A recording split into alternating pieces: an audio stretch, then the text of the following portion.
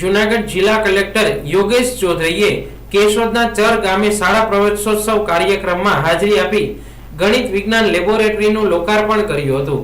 બાદમાં શાળાની ભૌતિક સુવિધાઓનું નિરીક્ષણ કર્યું હતું. જિલ્લા કલેક્ટર શ્રીએ શાળાના જુદા જુદા વર્ગખંડોની મુલાકાત લીધી હતી અને શૈક્ષણિક પ્રવૃત્તિઓ તેમજ સાધનોનું નિરીક્ષણ કર્યું હતું. તેમજ વિદ્યાર્થીઓ સાથે આત્મીય સંવાદ સાધી તેમને પ્રોત્સાહિત કર્યા હતા.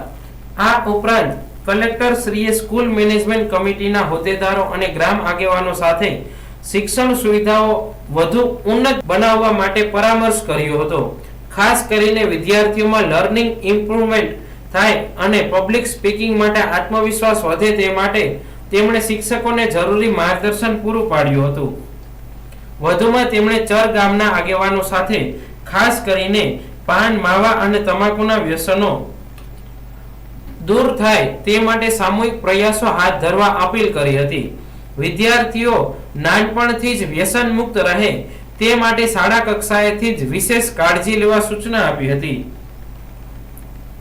કલેક્ટર શ્રીએ ગણિત વિજ્ઞાન લેબના અદ્યતન સાધનો, કોમ્પ્યુટર લેબ અને લાઇબ્રેરીના વિદ્યાર્થીઓ માટે ઉપલબ્ધ પુસ્તકોની પણ જાણકારી મેળવી હતી.